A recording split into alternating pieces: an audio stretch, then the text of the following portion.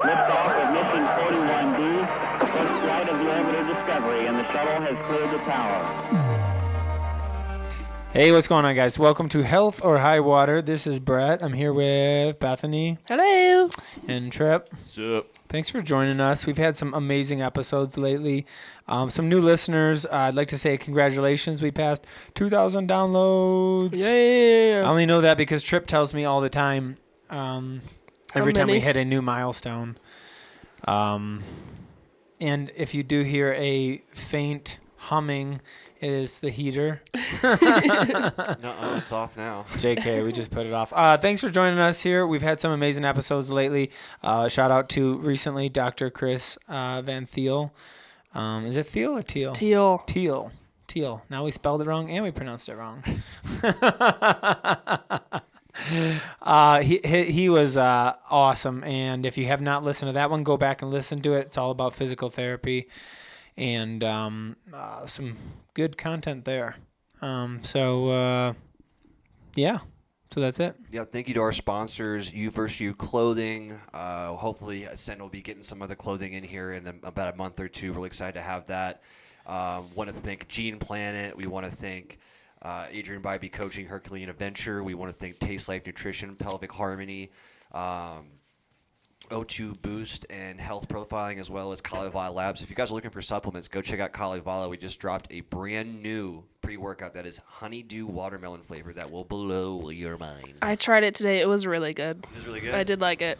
Yeah. Refreshing, right? Mm-hmm. You tried it before you worked out or just to get itchy? Just to try it. Just to get itchy. Before I had to work. Before a massage. Yeah. That's awesome. Let's get into some training. Let's get, we got hot levels. I like it. Yeah. That's not me, though. So let's get into some training. So give you guys a chance to ask me some questions on personal training. A lot of the people who are, who listen to us, we have dietitians, we have, you name it, life coaches, and just people who are trying to get fit. From your perspective, you get personal training or working out or scheduling or programming, anything in that realm. Hit me with something. I've got it's kind of a skewed question. Hit me. Or off the side. So when you're programming workouts and stuff like that for your clients, what are some things like supplements and recovery that go into your programming that are not just workout based? Yeah, super good question. Which one should I do first? So I'll do supplements first. I don't think they're the most important thing to start with. I think supplements, and you can speak to this as much, if not more than I can, but for me, my personal mentality is supplements are exactly that. They should supplement your diet. So in order for you to supplement correctly, you need to know what you're deficient in. Right. So whether that be a genetic test or which is your specialty, or for me, my biggest ones are BCAAs, branched chain amino acids. They're the most important one for me. It's an easy way in the morning you could take it in the morning or during workout, but it's broken down protein molecules, easy to digest, great way to hydrate for people who aren't hydrators, especially here in Denver. That's a good one. Mm-hmm. I know D3 has been hammered, as everybody is. So yeah, but basically BCAAs and protein for me. Protein if you're on a progressive overload program, and then the recovery aspect would be.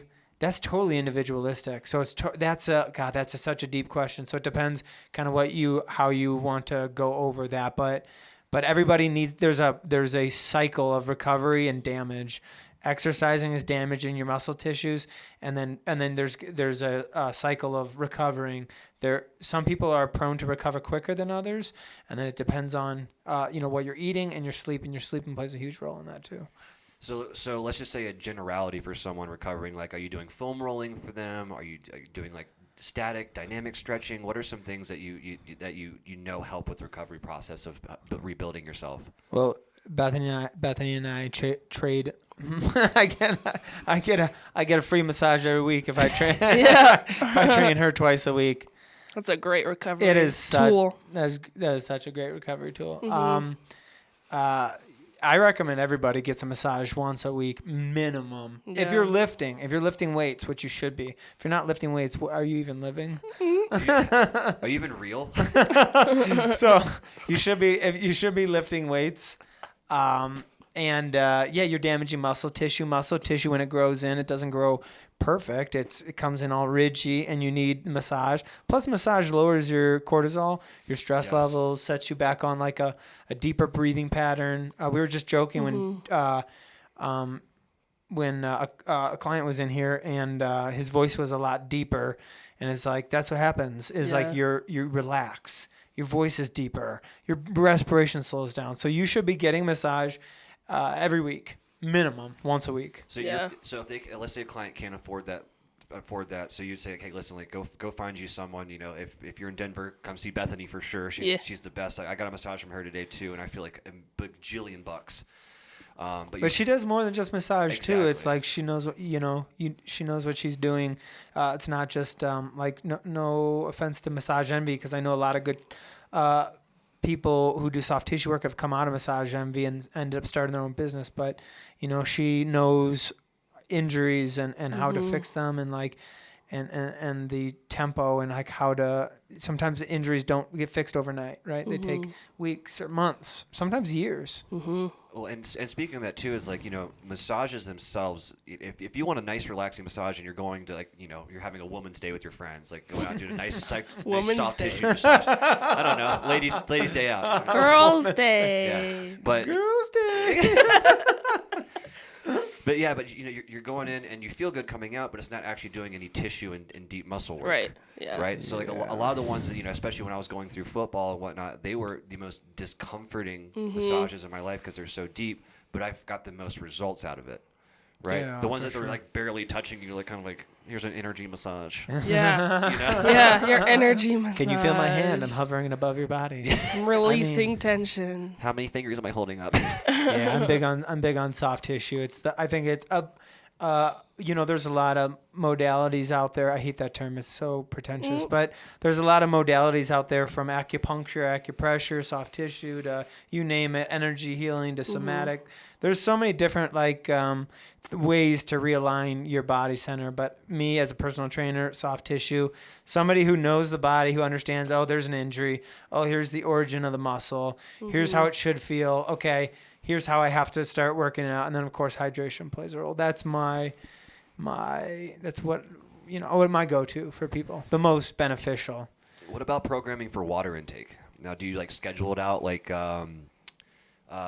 schedule like meal prep kind of thing? It's like, hey, listen, I want this much water done by this time. Do you give ounces? Like, what's your go-to for programming for water? Yeah, no, super great question. I'd say the best thing that I've found that's worked over the years for me is habitual signals to people. So instead of 64 ounces, I'd say, hey, this much in the morning, right when you wake up, because that's a habit, right?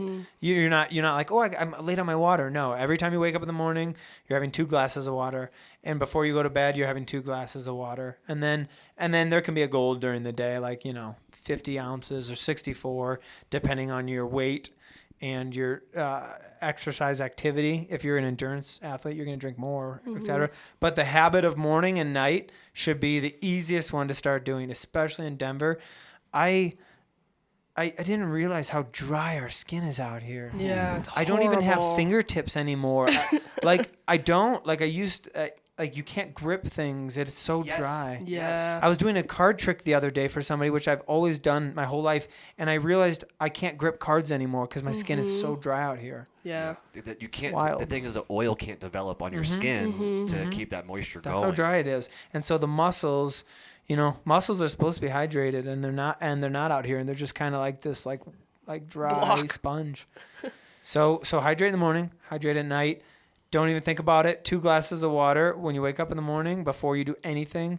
2 glasses of water before you go to bed. And every cup of coffee you have to drink the same amount of water. So if you have a cup of coffee, you have to drink the same amount of water right after it.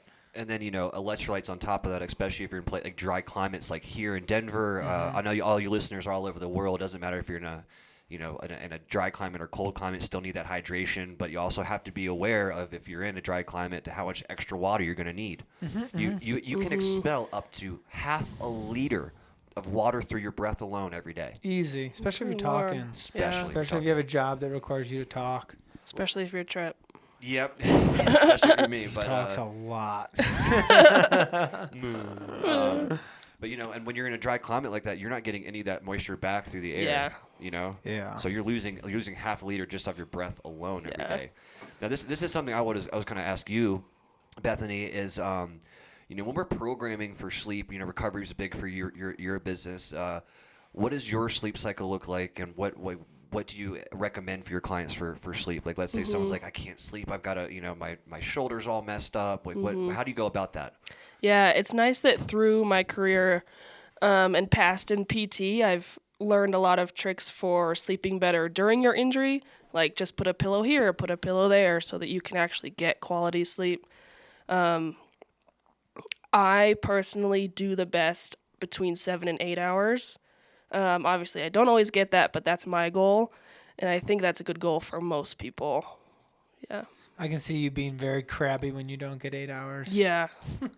Like Oh, extra geez. coffee, which then is like extra water to balance out my coffee. You can see you're coming down in some sunglasses, hood up. Yeah. It's like, I only Don't got look at 6 me. hours. Yeah. Oh yeah, for sure. Yeah. How about you, man? I know sleep's really important for you. Recovery's really important for you. What do you program for yourself as well as your clients when sleep is an issue? Sleep's a tough one.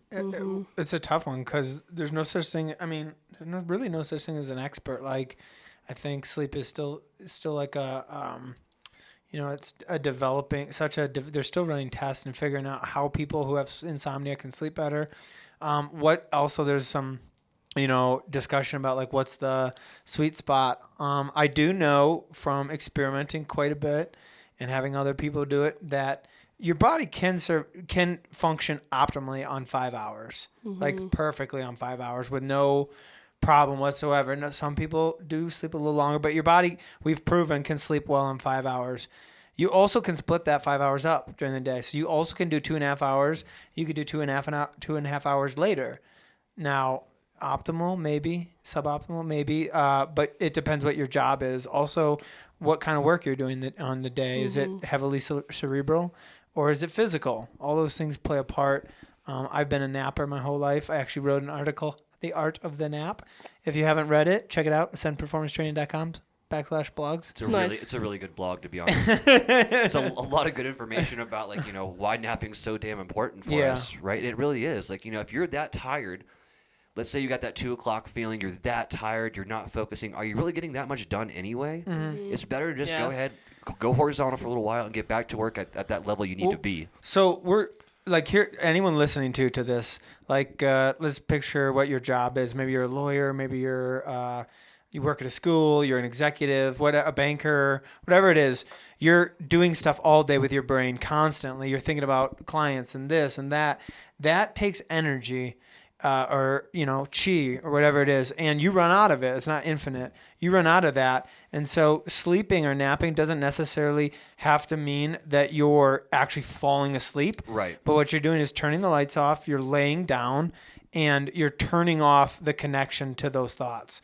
So you're disconnecting from those thoughts and just laying down and not thinking about anything. And from that, you can actually start to repair and regenerate. And from a 10-minute laying down session, napping, whatever you want to call it, you can probably steal another hour and a half, maybe 2 hours. I've done it for years at a time. It works. It's perfect. But you have to practice it. It's a practice. Yeah. At the last job I had, we had an hour for lunch. So I would eat my lunch in 20 minutes, and then I would lay down on one of our therapy tables, turn the lights off, close the door, take a nap, 10 to 20 minutes. It was so great. I've got to tell a napping story real quick. It wasn't me. This wasn't me. Who hurt you? Everybody. So Brett and I used to work for another company. They did some personal training and whatnot. Not going to name drop anything. Well, but if you guys listen to our first 2 episodes, Brett gives a little breakdown about who he is, where we're from, and then we've got a second one's for me. But Brett ended up having to leave for another job, and then we got a new general manager. The general manager's first full day, I shit you not, the first full day, he comes in late to work. I already have appointments set up with him for other people. He's late to work. The first thing he does is go into his office, get some food together, eat, and then we had a massage table out on the gym floor. It wasn't in like a room where you can close it or whatnot. It was on the gym floor. This guy goes up and curls up on the therapy table and falls asleep while I have a client in the room. This guy. I had never felt so embarrassed for someone that's not me. Like For someone that's not me. yeah, 'cause I'm embarrassed all the time. I do the dumbest shit. But this person, even my client was like, "What is he doing?" And I was like, "Yeah, that's probably not the best time or place to take a nap." Less than I ideal. get it all. So I kind of wanted to go back to training, like Yeah. talk more training stuff too. We talk sleep and stuff. That's all good. Kind of want to get into anything training related, like anything, like any exercises, any like program specific stuff, anything that people out there are going to the gym tonight or whatever, or they're thinking about tomorrow lifting, like anything. How detailed and deep do you get into people's diet, and or like do you wait for them to ask what they should be eating when you're training someone? Like how detailed or strict do you tell them to be? Yeah, people shouldn't focus on their diet first. And that's going to hurt a lot of feelings out there. Oh, my God, I can already hear because there's too many parameters changing. So if somebody's coming in to work out, you encourage them to make healthy changes. But you start with the workouts first because there's too many things changing at once. You're trying to change someone's diet. You're changing their programming. It's too stressful. So as long as they're starting to move and they're starting to exercise, great. Then you implement the nutrition part later and you do it in small doses. You go, hey, so what'd you have for breakfast today? And then you implement it from there. That's how I do it. Yeah, no, I agree. It's sometimes way too much at first that they'll just quit everything and or just go to someone else and get overwhelmed. Yeah. It doesn't really work for the majority of the people. Yeah, it's a lot. Yeah, we're in a numbers game here, and we trial and error, and what works we keep, and what doesn't work we throw away. And that works when you let people be themselves and just start feeling good about exercise, and then going, you know what, I am going to eat a different breakfast today. Now they made the decision. You didn't make it for them. They made it. There's a huge power in somebody making a decision on their own. Yeah. Huge. They take onus for their whole journey. If somebody takes onus for your successes, you'll never keep them. Well, you brought up something cool here. Let's talk about accountability in programs. Sweet, I love it. Right, accountability. That's one of the hardest things. As Bethany, you being in physical therapy and pelvic floor health, Brett being the personal trainer, and me doing the nutritionist and the genetic portion of this. Holding someone accountable to a new program is extremely hard because they have to want to.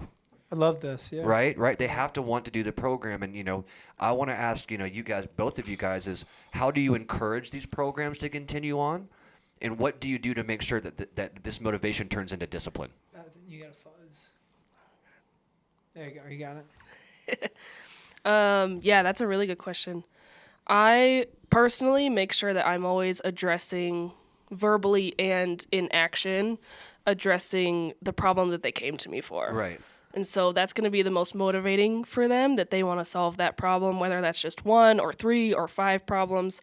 I just make sure we're always on track towards those, and I keep reminding them that's where we're going, and that causes a lot of motivation in a lot of people. Well, I know that, and you could probably speak on this too, is sometimes holding someone's hand is the right thing to do for this process, right? Be their cheerleader, be this. But sometimes, I'm not saying negative reinforcement, but being honest with someone about the situation. Listen, if you don't get your shit together now, you're going to have a stroke. You're going to do this and that, right? So, Brett, where do you lie with motivating and keeping people on these programs? What do you do? Well, it's about setting expectations in the very first meeting and upholding those expectations at all times. So if you set the expectations, if they come to you and they want something, whether it be weight loss, you ask, why do they want the weight loss? Oh, because their mother died of this. Whatever the reason is that they're coming to you, you understand it, you acknowledge it, and then you repeat that back to them during the times where they maybe fall short of why it's important. But also be human about it. If they're late to a session, you don't need to jump down their throat. Life happens. But, zoom out, the big picture. Yeah. So for you, it's a lot of it's understanding. Right, for you guys, a lot of it's understanding the problems that these people are having. Now, both of you guys, do you guys see an issue? Wait, what about you? How do you hold people accountable? I tell them to take a toaster home with them and just throw it into the bath with them I know. if they don't do it. Good. Perfect. Take a bath with this tonight. Your life's over. You messed up one day. You can't go back. How Oh, no. could you? Okay, so for it's an understanding thing, right? Do you guys feel like people, especially in the health and wellness industries, don't take the time to understand these issues? Yeah. Do you think they pass over them? I have in my experience, but that was also, in the PT world, it's a little different. And person to person, some people I've had to say, like, I'm going to put in the same effort that you are, and right now you're not. So, Ooh, I like it. Yeah. It's kind of sometimes you tough got to love. do it. That's some Yeah. tough love right there. And then they'll get, on the timeline is adjustable, but When you're kind of referring to that, you're talking about like people who are coming to the PT office, yeah. or people you're going to see in home, right? Yeah, both. And they're a lot of times they're covered by insurance, right? Yeah. And they have to. Gotcha. Yeah. Yeah. And there's like a lot of them don't want to be there. Yeah. Right? Or they Okay. just don't want to do anything that you're saying. They don't think that's going to fix the problem that they came to you for. So they just don't want to do it.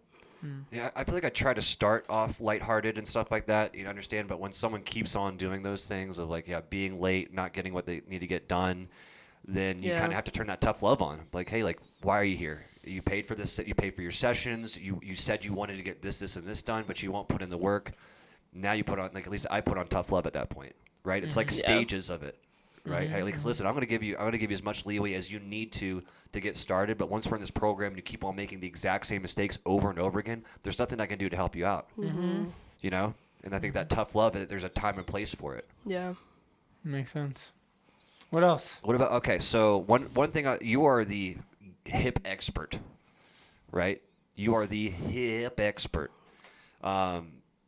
which was really awesome. Brett was teaching a class at Belfort yesterday, and we were getting some dance moves in, and all the old ladies Oh, were it's so cute. we're all getting all into love it. it. They're like, yeah, a little dance move. You can pop the hip if you need to. So when you're programming, Pop the hip. deadlifts are a huge portion of your programming, right? Understanding how to do a deadlift properly. Yeah. You're the broomstick guy, making sure that they're The hinge, that the back is all straight. not the app. The broomstick guy. The broomstick guy. So when you're developing these programs or whatnot, what are some things that you do to make sure that people are doing the form properly for these deadlifts and making sure that sticks? Yeah. So they have to. The hips are. How do I answer that question? I'm gonna be short. Everything stems from the hips. Yeah. So like, if somebody doesn't know how to, there's two kinds of people in this world: those who can do an RDL and those who can't. Okay. That tells me that those are my first thing I meet somebody. Can they do an RDL or can they not do an RDL? RDL is the coordination of the hips. As you lean over and you're going to pick something off the ground, can you coordinate your hips to turn at the same tempo that your body comes down in? And then do you know how to extend your lower back at the right depth? Right? So if they're not extending their lower back, then I know they're going to have injuries. So we have to program that. So how do we do it? We grab a broomstick and we glue it to their back. Not glue it, but essentially you put it on their back and then you say, okay, pick something off the ground and it touches 3 points. It touches your head, your shoulders, and your butt. Now pick something up off the ground without having that broomstick come off your body. And then they kind of feel weird. And I'm like, yeah, you feel that? They're like, oh, yeah. So then they get it. And then you go, okay, that's an RDL. And then you go, okay, this is a conventional deadlift. So you do it half and then they bend their knees. Those are the two ways to pick things up off the ground with proper posture. They go, oh, okay. The hex bar is the best way I've learned to program that. Then there's a specific way that I do it, but you're slowly loading weight and then you have to be very methodical, not methodical, but very Precise. precise with like your feedback, direct feedback. You have to say great heel pressure, knees look great, hips look great, but your descent was your tempo's off. So there's like 10 different things you're thinking about. So why do you choose the hex bar over the barbell itself? Is there some benefits to that? Yeah, I think it switched like 10 years. I shouldn't say 10 years ago, but there was a big switch in the fitness community. I feel like, especially in the college and professional arena, where athletes switch to the hex bar. It's a neutral grip, easier on the shoulders. It makes more sense mechanically. you're not dragging up a bar up off your shins. Because with a straight barbell, they have perfect form. It has to be directly against your shins. Nobody in general population wants to really come into a gym and drag a deadlift bar through their shins, right? Oh, yeah. It's like, yeah, Sounds great. I mean, it hurts. I don't want to do it. And so the hex bar is way easier. Plus, it sits you up a little bit more upright depending on what hex bar you have. And yeah, it loads the quads a touch more, but you still can fix that depending on how you load the bar. I think it's also good for your shoulder position. When, like you said, you're at that neutral grip and you come up Totally. and your back is already open. Totally. You know what I mean? Totally. So that's why I love the hex bar. So yeah. We're still talking about training here. I want to change gears and I'm going to ask both of you guys about how you guys program for this.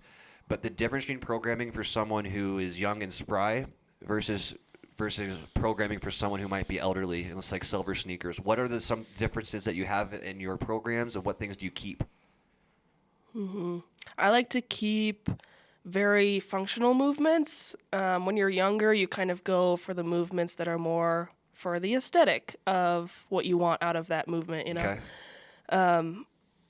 So, and also in the older population, just avoiding anything that's going to put them at an increased risk versus a younger person. And based on their whole previous medical history, you're going to go over all of that. If they have any bone issues, obviously we're not compressing the spine a whole ton. We're not doing super deep squats, yada, yada, yada. Young people are so fun. They're so fun. You can just have them jump around and lift everything off of whatever Throw 'em into surface the you wall. You've want. seen Yeah. them try to do jumping That's jacks. Who? Well, You kids? Jesus. Like Patrick Starfish running around. Oh, SpongeBob. What about you, Brett? What, about like the difference between old people and young people Yeah, training? when you're programming for them, what's the differences and what's some similarities? Yeah, I you mean, keep? as we age, we absorb tons of injuries. So we have to just be conscious of what's our goal with the program. You know what I mean? Are we trying to like? This is where every episode I mention CrossFit. Sorry, CrossFit. No, you're not sorry. no, not but sorry. what's the goal? What's the purpose of why you're in the gym? Are you there to touch into your ego, right, and to feel how strong you are, which is great. I have no problem with that. But admit it. Be like, I'm there to feel like I'm elite or whatever. That's cool. Or do you want longevity? Do you want to have a program that, hey, I'm going to build on this? So you take all those into account. Somebody's got spine compression, which we all do, even if we're over, 25, 30. We all deal with spine compression. Don't put a barbell on your back if you have some, injury down there or whatever. Well, I know it's, especially going back to that class that we teach over the bell for the silver sneakers, there'll be some people that come in that might have a different limitation than somebody else. And then you have to program on the fly right away. What kind of alternative can I do to make sure that they're still getting something out of this and being included into the group? Totally. You Yeah, know, yeah. you That's know. always tough. Yeah, modifications are everything. Yeah, figuring out how do I modify this exercise. And honestly, like from my perspective, if someone's moving and having fun and being safe, cool. Yeah, that's Like the goal with that. if you're moving, if you're having fun and you're safe, you don't have to be doing the exercise. As you get older, right? Yeah. If it's safe and you're active and you're having fun, who cares? Yeah. Well, I know we're getting towards the end here. That's actually probably a perfect place to end off. We want to thank Bethany. Thank you for coming in here. She's a permanent staple now for Health or High Water. She'll be added into our description and whatnot. So make sure you guys are watching out for that. We're gonna have some amazing episodes with her. Brett, thank you for coming on. Obviously, you have some fucking amazing wisdom here about everything's programming and training all up and down. And then I just want to thank my dogs. Thank you to you, Trip, for wearing red, looking fantastic, like where's Waldo's brother. I will always come in condiment colors. And thank That's you to true. thank you to the that is true. Wow. Why is that so true? He either looks like mustard or ketchup. There's no in between. Or relish. Can't get more American than this. Yeah, and thank you to the listeners too. We really appreciate you guys taking time.